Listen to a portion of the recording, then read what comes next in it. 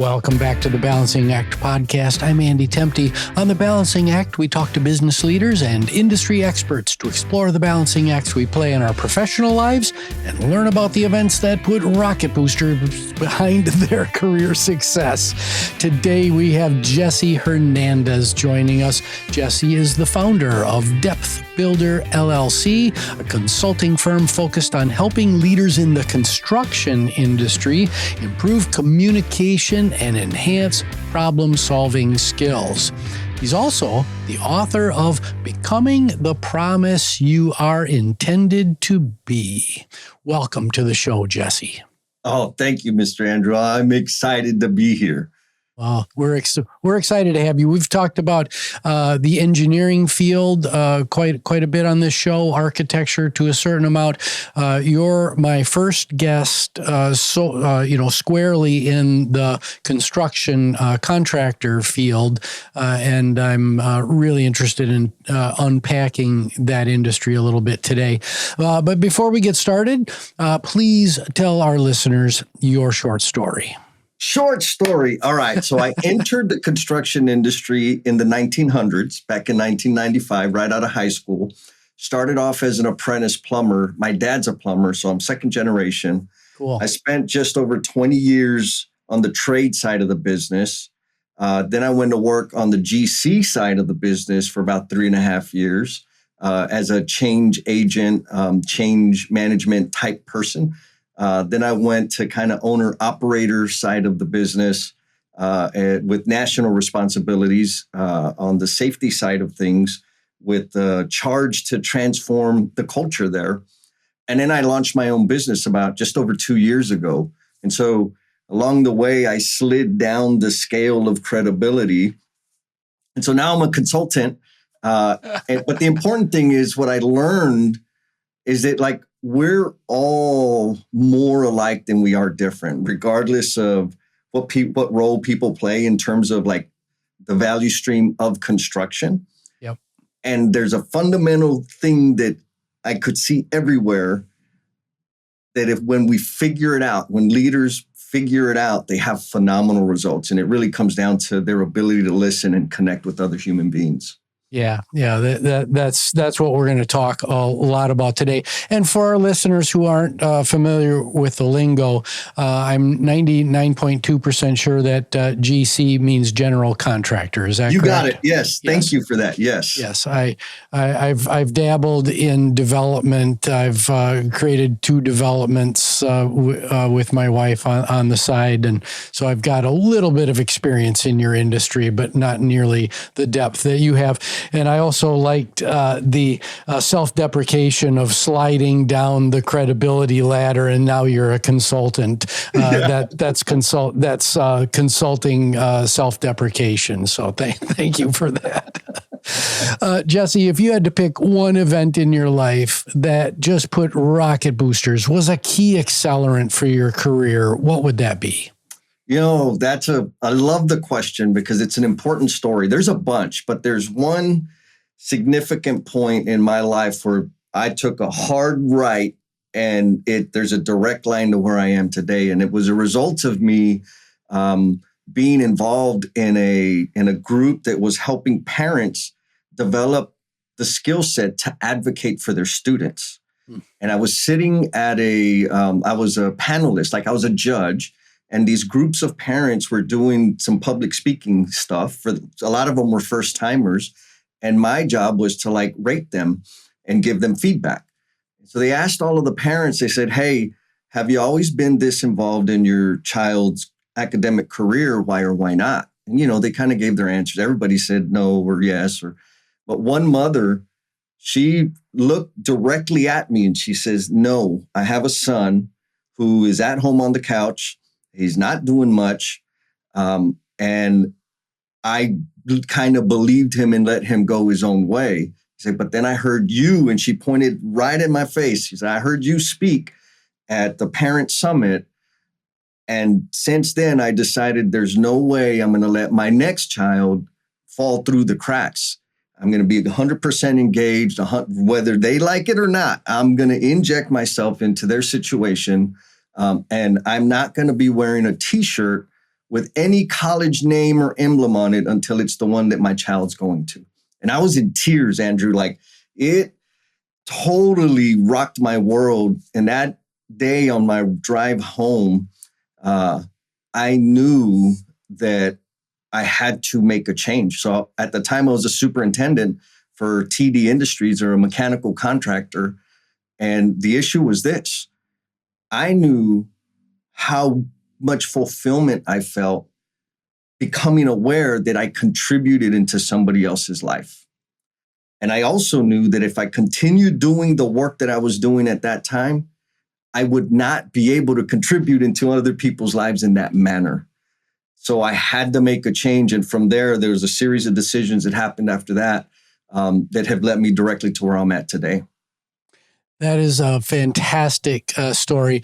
My purpose is to teach, coach, mentor, and hopefully do a little inspiration along the way.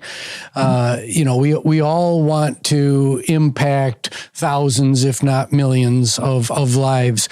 But boy, when you see that one individual who has you've really made an impact on, whether it's in a college classroom or a conference like the one you were at, boy, it is a really, really powerful thing. So kudos to you.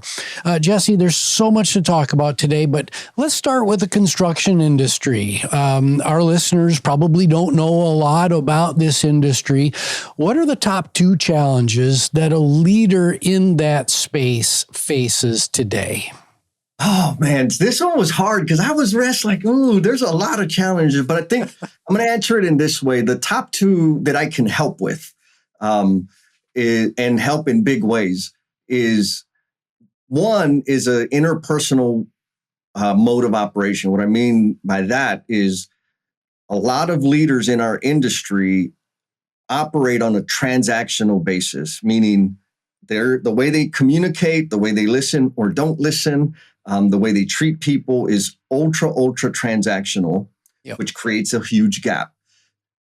And it's directly tied to the second problem that every outfit in the construction industry right now is struggling with, and it's the labor shortage. We don't have enough people at every level now. It used to just kind of be the trades out in the field, and now it's becoming construction managers and so. So it's a huge industry problem. There's a major labor shortage, and it's getting worse by the day. Yeah.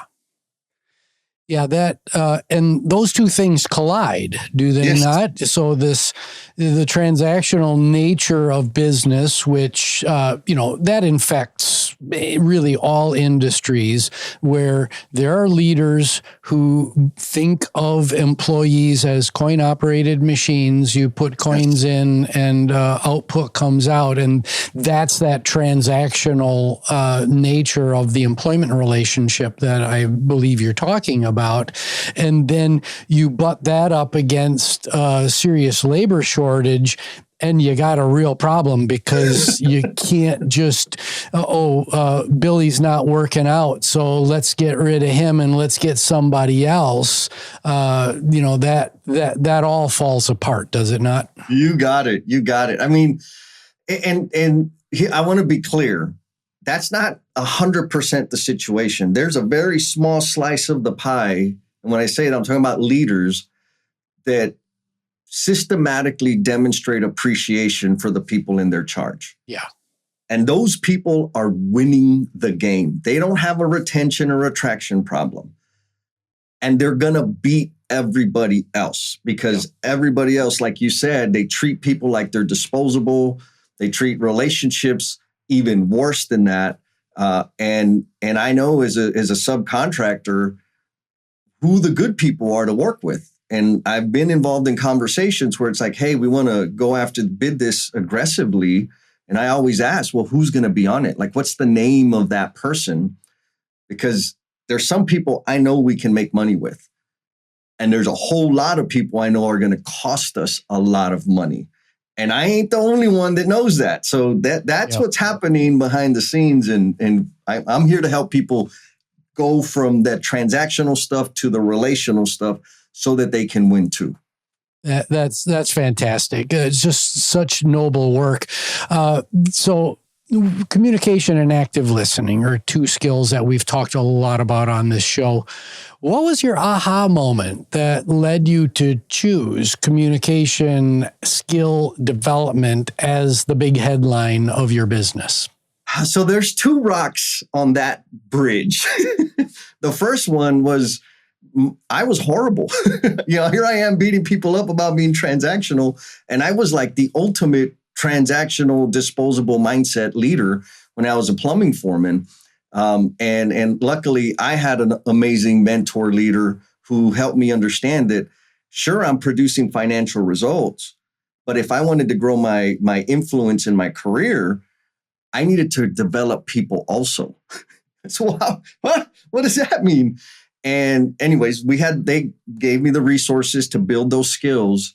And what I discovered was when I use my influence, my authority, my experience and knowledge to help people, they kind of welcome me back instead of using it against them.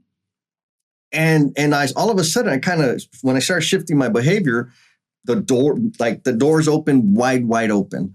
So that was one piece, one rock. And it took me a few years to figure that out or get good at it. The second rock was, there was this workshop that we'd send a bunch of like executive leaders to, and it was a 2-day workshop, but there was this one specific exercise that they went through. And I knew because I had been through it. And like the really good, when I say good, I mean like the really people-centered focused leaders, they would come out and they're like, man, I said, what'd you think? Like, it was all right. But what I learned is I suck at listening. I'm horrible at listening. And I heard it over and over again. And I said, yeah, well, I know, right? I wasn't going to tell them, yeah, you're right, you do. But it signaled to me that if a person is aware, when a person becomes aware of their gap, that's good fertile ground to kind of help reinforce that. So then the question became, how do you reinforce that? And so I ran a few little experiments with some courageous people, and I could see the change. And they would articulate how impactful it was, not just in their workspace or in their own little department, but outside of work, at home and so forth. And I said, oh man, this is the thing. This is it. Yeah. And I just put my foot on the gas on that. Yeah. Yeah. That's wonderful. So, when we point a finger at somebody else, we always have to remember that there are 3 that are pointing back at us, and then our thumb is off. I don't know where it's pointing, but that, you and I are kindred spirits here, because I too was a very transactional leader early in my career. I believed that I could say something once, that everybody was going to get it, that everybody was going to be able to align with me. And if they didn't, they were the idiot and I wasn't. And it's absolutely the other way around. Once you're able to open your mind and start to poke at yourself and grow as you, so that you can then help everybody else. So I just love this conversation. Before we cut to our very short commercial break, I was doing my research for the show on your website, and your leadership development offering that's called Emotional Bungee Jumpers caught my eye. Can you please explain a bit more about your approach to skill development and active listening, coaching, and vulnerability, and what this connection is between bungee jumpers and coaching, active listening, and vulnerability? Oh, I love it. So Emotional Bungee Jumpers is a community learning experience or community skill development experience. It's an online community. Anyways, going back to what I just mentioned, right? Like people kept saying like, man, I'm horrible at listening. And I would also get a lot of feedback from people that I'm a great listener, and more specifically, that I asked really good questions. And so I got to thinking and said, but that's a skill I developed. How did I develop it? And then, I went through my index. I was like, oh yeah, I did these things. Okay. And people would also comment about my vulnerability. And I said, okay, how did I build that skill? And so I went through the index again. And, I'm happy to say that I'm over 8 years sober. Just in June, I celebrated 8 years. Congrats. And thank you. The way I developed the vulnerability was I had reps and reps and reps of sitting in a room with other human beings saying, hi, my name's Jesse and I'm an alcoholic. Now, it's not that heavy, but like if I take out the thing that I was struggling with, I was admitting to strangers who I am and that I have a problem. Or sometimes I was celebrating something. Right. There's vulnerability. It took me years to finally stand up and say that, right? And eventually I got good at it. So I said, what if I put these little ingredients together and invite people to experience this? Will it have an impact? And so we did. And that turned in, like it was supposed to be one call, it turned into 12 months worth of calls. And then it turned into this group thing. And we specifically, and here's why it's called emotional bungee jumpers. It's the vulnerability part. Yeah. It's the part where you have to say, I have a problem. And so there's some key roles that people play. One is the problem owner, one is the coach, one is the observer, and then there's the audience. Problem owner, you just got to share a problem as intimate or transactional as you're willing to get. It doesn't matter. It just has to be a real problem. The coach's job is to stay connected to the human being by asking curious questions. Yep. Which is very, very difficult. You know this if you haven't trained. The observer's job is to stay focused on the coach so that they can build the ability to stay focused on the task at hand. What normally first-timers do is everybody wants to solve the problem. That's not the point. The point is to build the listening skills, to build the skills to connect with other human beings, to stay focused on the task at hand, give and receive feedback, actionable feedback, not just opinions. And so we do that through repetition. The connection part was an unforeseen byproduct because originally it was just to do those three things. We're going to get better at asking questions and connecting with people. We're going to get better at being vulnerable, and we're going to get better at being focused on the task at hand. What ended up happening, because we do this once a month, and the vulnerability, the depth of what people were sharing, the group started feeling more connected to each other. Yeah. Because it was a space of psychological safety. Right. And so that's the magic, and that's like the details behind emotional bungee jumpers. Now I see it. I'm standing on the edge of vulnerability, and I take the leap, and all of these wonderful things come back to me as part of the process. You got it. I get it now. We're going to take a quick commercial break, and we'll be right back with Jesse Hernandez. Hey, it's Andy here. I've got a new podcast I'd like to introduce you to, The Saturday Morning Muse. Start your weekend with me by exploring topics that span leadership, business management, education, and other musings that are designed to support your journey of personal and professional continuous improvement. Subscribe today on your favorite podcast platform. And we're back with Jesse Hernandez of Depth Builders talking about the construction industry, communication, and change management. So I've got some tangential experience, as we were talking about before the show, in the construction industry as a part-time developer. There's nothing more dangerous than a part-time developer.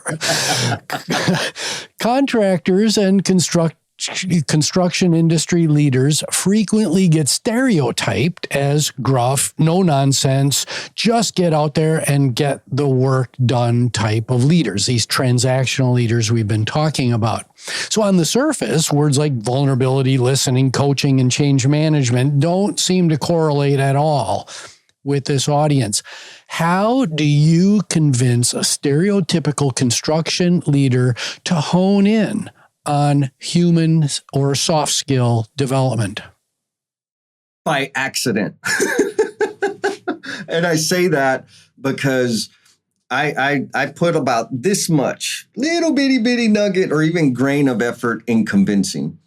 And the reason I say accident is Ms. Jennifer Lacey, she and I, we have a live stream that we do every other Saturday. We started a live stream a while back, and it was around relationships and inside the gate and outside the gate, right? The personal, professional relationships. Yeah. We expected people to just want to talk about the professional aspect of things. What we got back from the listeners or the viewers was, hey, we want to hear more of the personal at home stuff. And so that was amazing. That was mind blowing. The other mind blowing thing is it was a live stream. It was on Saturday mornings at 8 a.m. Central. People showed up. That blew my mind. And the attendees, we call them our tribe members, No BS tribe members, represented some of the largest builders in the country. It's like, whoa, this is interesting. And so as we continued doing those live streams, they continued showing up, and we started getting more vulnerable and more real about the conversations and talking about, the touchy-feely stuff. And people, it kept growing and kept growing. And so what I saw that as a signal, people were sharing intimate details, fears, concerns in the chat on the internet. And that's wild. And the way I interpreted that was, okay, clearly they need an outlet to share these things, and they don't have it at work. Yep. And they may not have it at home. So there's an appetite for this type of thinking, this type of experience. So again, I put my foot on the gas, and I just kind of operate under the thinking of feed the hungry.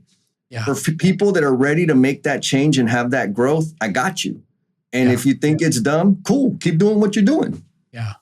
No, there's I think there's this undercurrent of there's got to be a different way. There's got to be a better way. Because when I was transactional Andy in the quote unquote Andy said days of my of my leadership journey, it would nag on me the way that I was treating the people around me, and I wasn't a jerk. Don't misinterpret. I was. Right. I'm very soft spoken. I'm very approachable. All you got to do is look on YouTube and look at my face. I'm 150 pounds soaking wet. I'm not threatening at all, but. They're just inside me was, gosh, there's got to be a different way.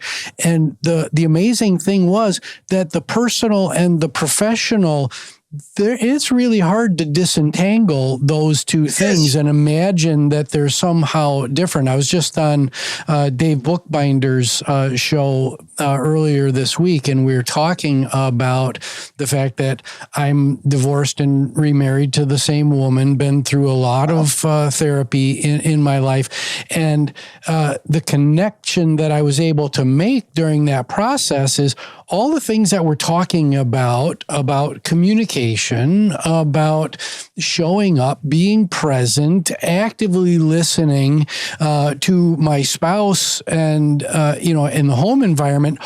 All that stuff applies in business. It shows up a little bit differently, but all the same skills apply. Would you agree? Yes. Oh my goodness, 100%. And I'll add this. The amount of energy that I used to put or expend to have that divide between, human Jesse and work Jesse was totally wasted. Yeah.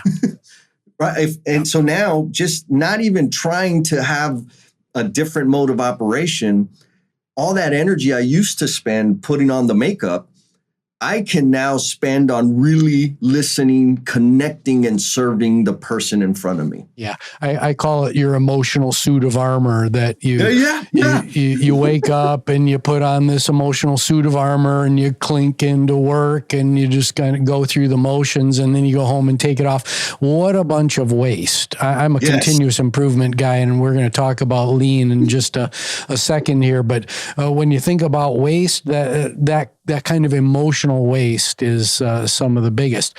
Now, let's talk about your book, Becoming the Promise You Are Intended to Be. What are the main takeaways? So the main takeaway is this. If you're stuck, or if you know somebody who is stuck in self-destructive behavior, there is a way out. And even the dark times, the bad decisions, the embarrassing, shameful things that I did, the stories that I did, and what I learned from them, and how I apply them to my mental models now, that's what it is. I put the stories out there because I'm living proof that you don't have to stay stuck. And if you think you did worse than anybody else, check out the book, because I did some pretty dirty stuff, and it's in there. Yeah. We, in my first book, I get very open and vulnerable with readers as well. Now, your other book, Lean and Love, a no BS look into how your relationships create ripples of impact, really piqued my interest. And so I'm a organizational health and continuous improvement leader. So my secret sauce is I blend those two things together. And it looks like you're doing something fairly similar here. How do you blend lean thinking with relationship management? So I've got to tell you, accidentally, the book is based on some letters, a former romantic relationship I had.